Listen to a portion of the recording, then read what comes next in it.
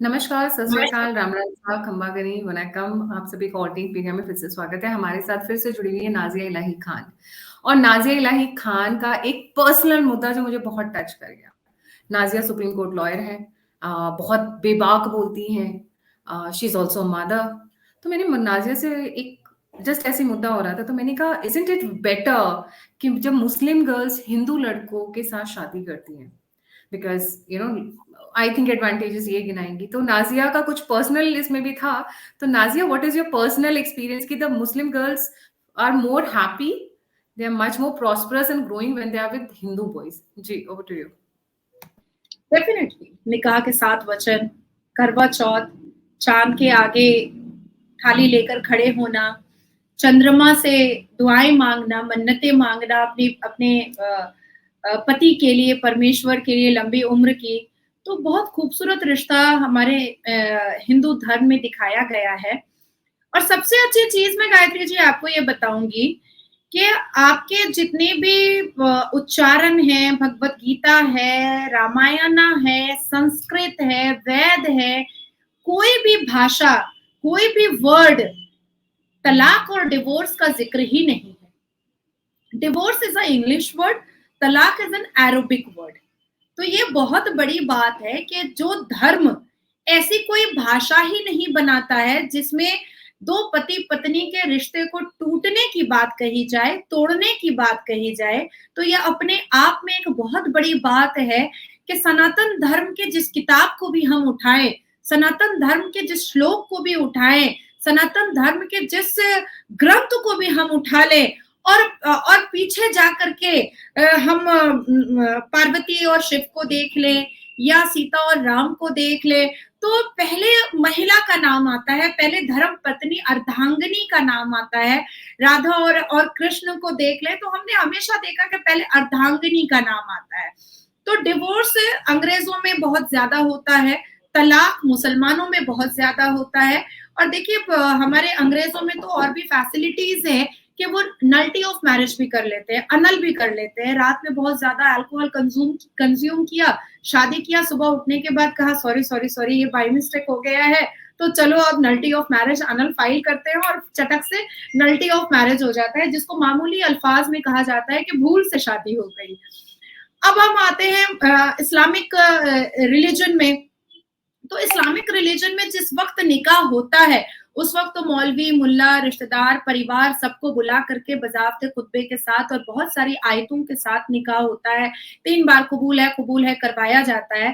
पर जब छोड़ने की बारी आती है तो फोन पे भी तलाक तलाक तलाक करके छोड़ देता है। तो ये निकाह कितने दिनों के लिए होता है, कितने घंटों के लिए होता है, कितने लम्हे के लिए होता है, कितने सेकंड के लिए होता है, कितने मिनट के लिए होता है, यहाँ तक कि कुरान ने 30 पारे में ये भी नहीं कहा कि एटलीस्ट उसको कुछ वक्त साथ में रखो। कुरान ने साफ लफ्जों में कह दिया कि जब तुमको लगे कि तुमको छोड़ना है तो तुम छोड़ दो, जब तुमको लगे कि इसके साथ साथ तुमको कोई दूसरी बीवी भी लेकर आनी है तो तुम ले आओ। अब कुरान ये कहता है कि अगर आप अपनी बीवी से जिस्मानी तरीके से खुश नहीं है, आप ज़हनी तरीके से खुश नहीं है, या वो बच्चा नहीं आपको पैदा करके दे रही है, तो आप दूसरी अहलिया मतलब दूसरी बीवी भी ला सकते हैं। तो कौन मर्द ऐसा होगा मुस्लिम कम्युनिटी में जो ये कहेगा कि मेरी बीवी मेरे को जिस्मानी बहुत खुश कर रही है और अब हम दूसरी नहीं लेकर आएंगे? जब फ्री फोकट में खुद अल्लाह मेहरबान होकर के गधे को पहलवान कर रहा है तो भाई वो तो लड्डू लपेटेगा ही, वो तो जाहिर सी बात है कि वो लड्डू लपेटेगा ही। तो मेरा मानना है कि विवाह के 7 वचन बड़े खूबसूरत बातें हैं। ऊपर से आपके हिंदू धर्मों में 16 संस्कार के 15वें संस्कार में विवाह का नाम लिखा गया है, जिसको काफी तरीके से, काफी खूबसूरत तरीके से उसको एक्सप्लेन भी किया गया है। पहले वचन में पत्नी जो है वो ये कहती है कि तीर्थ करो, यात्रा करो, यज्ञ करो, पूजा करो, उपवास करो, पर हमेशा हमें साथ रखो और अपने हर मुश्किल और अच्छे वक्तों में मेरा तुम्हारा साथ होना चाहिए। दूसरा वचन आता है फेरे के वक्त में कि मैं तुम्हारे परिवार वालों की इज्जत करूंगी, मैं तुम्हारे माता पिता की इज्जत करूंगी, तो उसी तरीके से तुमको भी मेरे माता पिता की इज्जत करनी पड़ेगी, उनको भी मान और सम्मान देना पड़ेगा। ये आपके दूसरे फेरे के वचन में आता है। तीसरे फेरे के वचन में आता है कि जब हम जवानी साथ गुजारेंगे, हम बुढ़ापा साथ गुजारेंगे, मैं बीमार पड़ जाऊं, तुम बीमार पड़ जाओ, तुम्हारे ऊपर कोई इंसिडेंट और एक्सीडेंट हो, मेरे ऊपर कोई इंसिडेंट एक्सीडेंट हो, लेकिन हम साथ रहेंगे, चाहे अड़चने आए, चाहे दुश्वारियां आए, पर हम साथ रहेंगे। और तीसरा फेरा पूरा होता है। चौथे फेरे में पत्नी अपने पति से ये मांगती है कि अब तक तुमने बड़े आराम से अपने यंगस्टर्स टाइम को गुजारा है, लेकिन अब तुम्हें परिवार के साथ साथ अपनी अर्धांगिनी की भी जिम्मेदारी पूरी करनी पड़ेगी। अन्न से लेकर के जल तक आपको मेरा पूरा करना पड़ेगा। और पति उसको एक्सेप्ट करता है और चौथा फेरा पूरा होता है। पांचवें फेरे में पत्नी अपने पति से ये कहती है कि तुम जो भी निर्णय लोगे, तुम जो भी फैसला लोगे, उसमें मुझे साथ रखोगे, मेरे मशवरे को, मेरे सजेशन को साथ रखोगे, वो पूरा वो उसमें हामी भरता है पति, और तब जाकर के पांचवा फेरा पूरा होता है। छठे फेरे में पत्नी ने बहुत बड़ी बात मानी है, बहुत बड़ी बात मांगी है, और फिर भी छठा फेरा भी आपका भी पूरा हुआ होगा और सारे हिंदू औरतों का पूरा हुआ होगा। उन तमाम बुरी आदतों से, चाहे वो जुआ हो, चाहे वो ऐसी कोई भी हरकत हो जिससे तुम खुद को परे रखोगे, और मेरे लिए तुम ऐसी ऐसी इज्जत और मान रखोगे जो कभी राम ने सीता को दिया था, कृष्ण ने राधा को दिया था, और शिव ने पार्वती को दिया था, ऐसा रखोगे। और पति उसको हामी भरता है और छठा फेरा पूरा होता है। इसके बाद सातवां फेरा बहुत खूबसूरत, बहुत ही मतलब आंखों में आंसू लाने वाला। प्रॉमिस करो, वचन दो कि मेरे और तुम्हारे हालात कैसे भी हो जाए, मैं और तुम कैसे भी किसी भी हालात से गुजरे, पर कोई तीसरा हमारे बीच में नहीं आना चाहिए।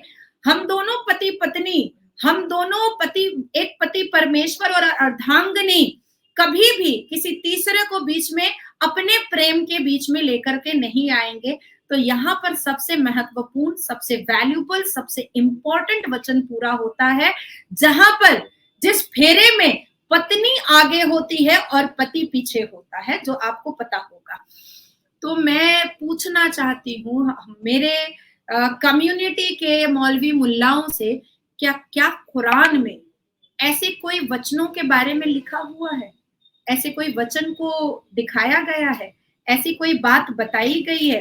अरे जब कुरान में ये तक लिख दिया है प्रॉफिट मोहम्मद सल्लल्लाहु अलैहि वसल्लम ने कि औरत अगर परफ्यूम लगा ले तो उसको प्रोस्टिट्यूट माना जाएगा, औरत अगर बिना पर्दा के बाहर निकल जाए तो उसको आवारा माना जाएगा, औरत अगर पीरियड्स के बाद शादी ना करे तो वो बच्चलन हो जाएगी। तो जब ऐसी घिनौनी बातें कुरान पाक में हुजूर पाक सल्लल्लाहु अलैहि वसल्लम करते हैं, और उनके कहीं भी बातों को जब मौलाना तबलीग देते हैं, प्रचार करते हैं, तो कहीं ना कहीं उन पर भी गुस्सा आता है और खुद पर भी गुस्सा आता है कि क्यों नहीं हमने पहले आवाज उठाई, क्यों नहीं हमने पहले इन बातों को उठाया। तो शायद हमारा जो जेंडर है, फीमेल जेंडर है मुस्लिम कम्युनिटी का, वो इतना ना कुचला होता, वो इतना ना सिसका होता, वो इतना ना रोया होता, वो इतना ना कल्पा होता, जिस तरह से मुस्लिम महिलाएं कल्पी हैं, रोई हैं। देखिए, मैं बहुत भावुक हो जाती हूँ। लोग मुझे कई बार बोल भी देते हैं कि आप इतनी भावुक क्यों हो जाती हैं। मैंने अपनी कम्युनिटी में अपने कम्युनिटी की औरतों को, मुस्लिम औरतों को बिलखते हुए देखा है, रोते हुए देखा है, सिसकते हुए देखा है। माओं के आंसुओं को मैंने पोंछा है अपने इसी चेम्बर में बैठ करके। ये रो करके ये कह रही थी कि देखिए हमसे तो 5 बच्चा पैदा करा दिया, अब पहली बड़ी बेटी के उम्र की बीवी लेकर के आया है और कहता है कि मैंने तो सुन्नत किया है, सुन्नह किया है। ये तो प्रॉफिट मोहम्मद सल्लल्लाहु अलैहि वसल्लम ने भी किया था। मैं अपने चेम्बर की एक बात आपको बताना चाहूंगी कि मेरे चेम्बर में एक लड़का काम करता था। तो मुझे पता नहीं था, हालांकि मुझे ये बोलना नहीं चाहिए, लेकिन मैं बताना चाह रही हूँ मुस्लिम कम्युनिटी के मर्द का दिमाग कैसा चलता है। मुझे पता नहीं था कि बाहर डेस्क पर बैठ करके जो लड़की काम कर रही है वो उसकी गर्लफ्रेंड है और बीवी और 2 बेटियां घर पर है। और जब मुझे ये पता चला और मैंने उसको कहा कि तुम मुसलमान हो, इसका मतलब ये नहीं कि जिस बीवी को तुम निकाह करके लेकर के आए हो उससे 2 बेटियां पैदा कराए हो और तुम यहाँ पर रंगरेलियां रचा रहे हो। तो उसने कहा कि बाजी ये सुन्नत है और सुन्नत के बीच में आप नहीं आ सकती हैं। मैं 1 नहीं 4 कर सकता हूँ, जिसके लिए मुझे किसी से परमिशन लेने की ज़रूरत नहीं है। खुदा ने और खुदा के रसूल ने मुझे परमिशन दिया है। दिस इज शॉकिंग, आंखें फट जाती हैं, हमारा दिल रोता है। हमारा दिल तब रोता है जब हलाला ससुर के साथ कर दिया जाता है, देवर के साथ कर दिया जाता है, जेठ के साथ कर दिया जाता है। हमारा दिल तब रोता है जब भांजी की शादी दूर के मामू से कर दी जाती है। हमारा दिल तब रोता है इस्लाम के मानने वाले जब खाला मरती है तो खालू से शादी कर दी जाती है, निकाह पढ़ा दिया जाता है, तो तब दिल बहुत रोता है। और यही चीजें हैं, यही कुप्रथाएं हैं, यही वल्गैरिटी और गंदगी है गायत्री जी, जो धीरे धीरे जितनी भी लड़कियां हैं वो कहीं ना कहीं हिंदू धर्म से बहुत ज्यादा अट्रैक्ट हो रही हैं, हिंदू धर्मों की तरफ खींची चली जा रही हैं, हिंदू पुरुषों की तरफ खींची चली जा रही हैं। हमने बहुत बड़े बड़े लोगों को देखा है। आज विराट कोहली के बारे में जितनी पाकिस्तानी लड़कियां पागल है, मुझे लगता है हिंदुस्तान की लड़कियां भी उतनी पागल नहीं। आज धोनी के लिए पाकिस्तानी लड़कियां पागल है, मुझे लगता है कि उतनी हिंदुस्तानी लड़कियां भी पागल नहीं है। आज इन लोगों को देख करके ये समझ में आता है कि देखिए, ये भले ही एक ब्रांड है, ये भले ही इन्होंने अपना सिक्का जमाया है, अपने आप को एक ब्रांड अपनी मेहनत से बनाया है, पर जहां पर सनातनी बनने की बात आती है, ये अपनी शादी को लेकर के कितने ज्यादा मतलब प्रोमिस्ड हैं, कितने ज्यादा भावुक है कि ये अपनी शादी के प्रति कितना ज्यादा अट्रैक्टेड और अटैच्ड है कि भाई इस बारे में उनको कोई बात नहीं करनी, और सेकंड निर्णय इनकी जिंदगी में है ही नहीं। एक ईरा था, एक वक्त था जब हिंदू लड़कियां मुसलमानों से शादी करती थी, जैसे शाहरुख खान से, आमिर खान से, सैफ अली खान से, लेकिन धीरे धीरे हमने देखा कि ये चीजें जो है वो खत्म होती जा रही हैं। और सैफ अली खान के मुंह में तमाचा तो उसकी खुद की बेटी ने ही मार दिया है, सारा अली खान ने, जो हर रोज तीर्थ यात्रा करती रहती है और हर रोज वो किसी ना किसी मंदिर में जाकर के यज्ञ करती रहती है। तो ये तो कहीं ना कहीं साबित हुआ है कि बॉलीवुड में भी ये जो प्रथा चला रहे थे खान लोग, वो उसमें भी लड़कियों को समझ में आया है कि भाई हमने ये नहीं करना है, क्योंकि कहीं ना कहीं है तो ये मुसलमान, है तो ये इस्लाम का मानने वाला। आमिर खान ने आफ्टर ऑल कर ही ली ना अपनी हिंदू वाइफ को छोड़ के कितनी और शादियां। देखिए, आफ्टर ऑल वो तो इस्लाम का मानने वाला है ना, जबरदस्त। मैं अभी नसीरुद्दीन शाह के बारे में आपको एक बात बता देती हूँ। नसीरुद्दीन शाह जितनी बार बैठता है कैमरा के सामने इंटरव्यू के लिए, वो कहता है मुसलमान डेप्राइव है, हर बार कहता है मुसलमान डेप्राइव है। पर मैं पूछना चाहती हूँ आपके इस चैनल के माध्यम से कि नसीरुद्दीन शाह को कभी भी जिंदगी में कोई मुसलमान लड़की अच्छी नहीं लगी क्या? किसी गरीब मुसलमान लड़की से शादी कर लेता? इतने बड़े घराने की, रिच फैमिली की हिंदू लड़की से क्यों शादी किया? क्यों? Well, to the point. Exactly. Gold digger मुसलमान लड़के जरूर अट्रैक्ट करते हैं हिंदू लड़की जो बहुत सक्सेसफुल होती है, जो बहुत ब्रिलियंट होती है, जो बहुत बड़े रिच फैमिली से होती है। अब क्योंकि उनका निकाह, उनकी शादी तब तक मुकम्मल नहीं होगी, क्योंकि इस्लाम और कुरान कहता है सूरह अल बकरा में कि जब तक दो लोग इस्लाम के मानने वाले नहीं होंगे तब तक आपका निकाह नहीं हो सकता है, आपकी शादी नहीं हो सकती है। इसलिए वो कन्विंस कर करके हिंदू लड़कियों को धर्म परिवर्तन करवाते हैं और फिर लव जिहाद करते हैं। बाद में क्या करते हैं? मुंह पे तलाक चिपकाते हैं, हलाला करवाते हैं, बच्चा पैदा करने की मशीन बनाते हैं, उसको घर में बैठा देते हैं, वो बेचारी अपना पूजा नहीं कर सकती, अपना पाठ नहीं कर सकती। टेक्निकल चीजें जो मैं आपसे जानना चाहती हूँ, आपने बोला गोल्ड डिगर है, राइट? आज की डेट में this is a difference between Hindu and Muslim. हमने सोचा था ये छोटा रखेंगे सेशन, बट ये अभी बड़ा होगा। हिंदू लड़कियों को राइट टू प्रॉपर्टी है फैमिली में जी। जब लड़की शादी करती है तो उसको पता होता है मुस्लिम लड़की को कि भाई ये प्रॉपर्टी भी ले सकती है। मुस्लिम लड़कियों को बल्कि ये नहीं है राइट।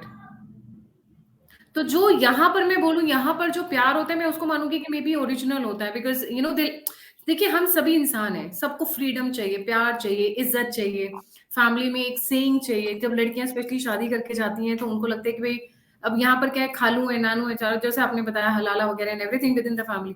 बट यहाँ पर जब आती है तो बहू कितना भी हो, बेटी की तरह ट्रीटमेंट किया जाता है। बेटी की तरह तो किया ही जाता है ना, बेटी नहीं भी माना जाता, बेटी की तरह किया जाता है, इज्जत दी इसको जाती मैं है। बहुत साधारण लफ्जों में गायत्री जी में बयान कर सकती हूँ कि एक मुसलमान लड़का जब हिंदू लड़की से शादी करता है ना, तो बहुत सारी चीजें होती हैं उसमें, बहुत सारे मुसलमान लड़के के फायदे होते हैं। एक होता है कि राइट ऑफ प्रॉपर्टी होता है, जो बराबर का हक उसको मिलता है।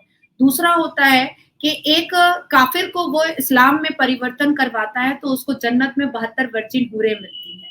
तीसरा होता है कि जितने भी आने वाली जनरेशन होगी वो औरत जितना बच्चा पैदा करेगी वो मुसलमान के काउंट में आ जाएगा। तो ये 3 फायदे तो यहाँ पर हो गए, ठीक है।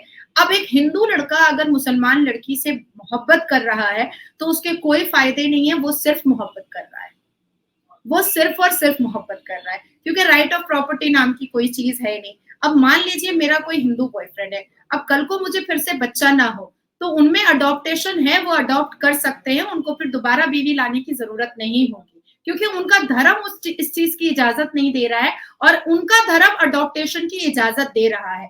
हमारा धर्म दूसरी बीवी लाने की इजाजत देता है, क्योंकि अडॉप्टेशन की इजाजत नहीं देता है, क्योंकि प्रॉफिट मोहम्मद सल्लल्लाहु अलैहि वसल्लम ने अपने अडॉप्टेड चाइल्ड हजरत जैद की बीवी से खुद निकाह कर लिया था और तब उन्होंने मक्का के सामने खड़े होकर कहा था कि अडॉप्टेशन को बैन कर देना चाहिए, जिसकी सजा आज 1500 साल से सारे के सारे लोग भुगत रहे हैं कि हम बच्चे अडॉप्ट नहीं कर सकते। तो मेरी शादी अगर किसी मुसलमान मर्द से होती है और मैं बच्चा नहीं पैदा कर पाऊंगी, हो सकता है कोई एक सर्कमस्टांसेस आ सकते हैं, तो मेरा शौहर सीधा यही कहेगा कि अडॉप्टेशन हमारे इस्लाम में नहीं है, तो मुझे तो दूसरी शादी करनी पड़ेगी अपनी फैमिली को आगे बढ़ाने के लिए। तो कहीं ना कहीं कितनी खूबसूरत बातें आपके भगवत गीता में और आपके सनातन धर्म में है कि बीवी को सर्वप्रथम रखना है, बीवी को सर्वप्रिय रखना है, अर्धांगिनी, आधा तन। तो ये बहुत बड़ी बात है। अब आप देखिए कि आपके धर्म में 9 देवियां 9 शक्ति, हमारे पूरे कुरान को पढ़ लीजिए, कहीं पर देवियों का कोई जिक्र ही नहीं है, कहीं पर कोई तारीफ ही नहीं है, कहीं पर कोई इंपॉर्टेंस ही नहीं है, कहीं पर कोई वैल्यू ही नहीं है, बल्कि ये कह दिया गया है कि हम तो दिल बहलाने का सामान है। आदम के लिए हव्वा को पैदा ही किया गया था कि वो जन्नत में बोर हो रहे थे तो उनका दिल बहलाया जाए। और ये तो मैं कुरान की बात आपको बता रही हूँ, मैं वर्बल नहीं बता रही। मैंने 30 पारा पढ़ा है भाई, मैंने शरिया लॉ पढ़ा है, मैंने हदीस पढ़ा है, असली मुस्लिम की हदीसें मैंने पढ़ी हैं।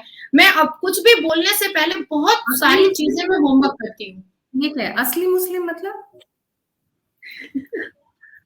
एक असली मुस्लिम की हदीस आती है, जिसको हमारे जितने भी सुन्नी जमात वाले हैं वो बहुत मानते हैं कि अगर उस हदीस में जो लिखा हुआ है तो उसको हमने मानना ही है। हालांकि कुरान 72 वर्जिन हूरों से सेक्सुअल ठरकबाजी का मजा लेने की बात कुरान नहीं लिखा है, ये हदीस ही और शरिया ही बोलता है कि अगर आप एक काफिर को इस्लाम कबूल करवाइएगा तो आपको जन्नत में 72 वर्जिन हूरें मिलेंगी, जो 135 फुट की होगी, जिसका जिस्म ऐसा होगा कि आपका चेहरा दिख जाए, आप उसकी अतड़ियां और उसकी किडनी और उसके ऑर्गन दिखाई देंगे, वो इतनी शीशे की तरह होगी, वो थूकेगी तो नहर बन जाएगा, वो अगर उल्टियां करेगी तो दूध की नदियां बह जाएंगी, वो अगर नाक झाड़ देगी तो मलाई निकल जाएगा।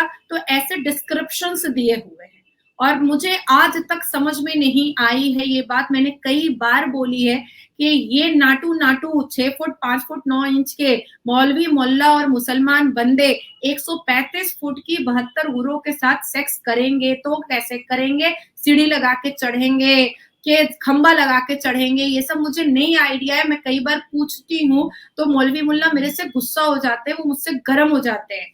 इवन एक बहुत बड़े मौलाना ने यहाँ तक कह दिया कि ऊपर जन्नत में बच्चा भी पैदा होगा। तो मैंने उनसे पूछा भी कि लेबर पेन होगा, स्लाइन चढ़ेगा, ब्लड चढ़ेगा, तो उन्होंने मुझे झाड़ दिया, रिप्लाई नहीं दिया। तो ये सारी इल्यूजन में, ये सारी खूबसूरत कहानियों में ये जुड़े रहते हैं और इसी कहानियों पे अफजल गुरु जैसे लोग और अजमल खसब जैसे लोग और याकूब मेमन जैसे लोग अपने बदन में बम लगा करके मासूमों की जान लेते हैं। तो आप सोचो कि जाहिल और जिहादी ये इस्लाम से पैदा होता है। जी नाजिया, लास्ट क्वेश्चन, हमारे यहाँ विवाह कहा जाता है, शादी कहा जाता है, जिसके अलग मायने होते हैं। यहाँ पर निकाह कहा जाता है। What does the word nikah mean? Nikah means contract Contract for your organs, for your sexual organs. In for your exchange for sexual sexual. Organ. ज़वाज का मतलब होता है शादी। इसलिए सऊदी अरबिया आप जाइएगा या आप मक्का जाइएगा, मदीना जाइएगा, दुबई जाइएगा, अफ़गानिस्तान, तुर्की जाइएगा, तो वो लोग कभी निकाह नहीं बोलते हैं, वो लोग ज़वाज बोलते हैं। ये ज़वाज. सिर्फ हिंदुस्तान में निकाह बोला जाता है। कॉन्ट्रैक्ट, जिसके लिए असदुद्दीन अवैसी जी पार्लियामेंट के अंदर बहुत चिल्लाए थे कि हाँ, शादी कॉन्ट्रैक्ट ही रहेगा। तो जिस पर स्मृति ईरानी जी के बहुत सारे बयान आए थे, मेरे बहुत सारे बयान वायरल हुए थे कि हम तबेला नहीं हैं, और हालिया में मेरा ये बहुत वायरल हुआ था कि हम तबेला नहीं हैं और ना ही कोई फैक्ट्री है जो हमारे ऊपर कॉन्ट्रैक्ट होगा। ये तो प्रॉपर्टी का कॉन्ट्रैक्ट होता है, ये तो फैक्ट्रीज का कॉन्ट्रैक्ट होता है, ये तो तालाब का कॉन्ट्रैक्ट होता है, हमारा हम इंसानों का भी कॉन्ट्रैक्ट होने लगा है। तो बेसिकली इस्लाम में हमेशा औरतों को कुचलने की बात बताई गई है, और सनातन धर्म में औरतों को सर्वप्रथम और सर्वप्रिय रखने की बात बताई गई है। जी, thank you so much Nazia. It is actually देखने वाली बात है कि जहाँ पर आपको ना इज़्ज़त मिल रही है, ना प्रॉपर्टी मिल रही है, ना पढ़ने-लिखने दिया जा रहा है, ना आवाज़ बुलंद करने दिया जा रहा है। वहाँ से शायद तभी लड़कियाँ निकल कर आज के डेट में बहुत सारी मुस्लिम लड़कियाँ निकल कर अट्रैक्ट हो रही हैं towards the Hindu main, because they see lot of freedom, lot of colours, vibrance. वो एक काला चादर ओढ़ने से और फिर अपनी मर्ज़ी के कपड़े पहनने में बहुत अंतर हो जाता है ना। 7 रंग दिखाने के बाद एक रंग में पेंटिंग नहीं की जाती है। I think that's how I see it. Exactly, जी, exactly. Thank you so much Nazia, it's always wonderful to have you on the show, और मैं चाहती हूँ आप ऐसी बेबाक बोलती रहें, धमाके मचाती रहें और बिल्कुल खुलकर बोलें, बिकॉज़ जब तक चीज़ें बोली नहीं जाएँगी, डिस्कस नहीं की जाएँगी, तब तक सामने नहीं आएगी सच्चाइयाँ। इसी के साथ जय हिंद, जय श्री राम, हर हर महादेव। वंदे थैंक यू। मातरम। वंदे मातरम।